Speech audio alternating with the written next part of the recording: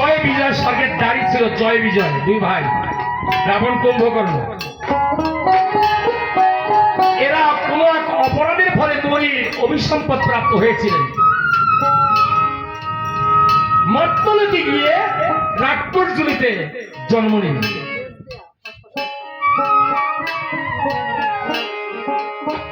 হ্যাঁ, রাবণ কুম্ভকর্ণ তখন মুনি প্রভুর চরণে গিয়ে বললেন, হে দয়াময় প্রভু, হে গোলগ্নি, হরি হরি, আমরা এই রাক্ষসজুলি থেকে, রাক্ষসকুল থেকে কতদিনে আমরা মুক্ত হতে পারবো? কেমন করে মুক্ত হব? প্রভু বললেন, হে রাবণ কুম্ভকর্ণ, তোমরা যদি আমাকে দাস্যরূপে পেতে চাও, দাস্যরূপে যদি ভগবানকে পেতে চাও, তাহলে তোমাদের বহু জন্ম কেটে যাবে। আর যদি ওইভাবে শত্রু ভাবে আমাকে পাও, তাহলে তোমাদের মাত্র 3 জন্মে মুক্তি হয়ে যাবে। হ্যাঁ, তো কিভাবে? উনি দেখলেন সত্যের পরে সত্য চলছে, এরপরে দাপর যুগে, ত্রেতা যুগে রামের চরণ ছোঁয়ায় তোমরা মুক্ত হতে পারবে।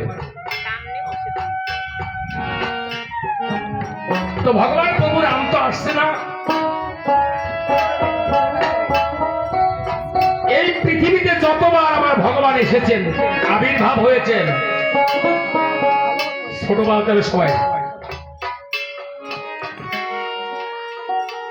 যতবার আবির্ভাব হয়েছে যুগে যুগে 10 অবতার, প্রতিটি অবতারে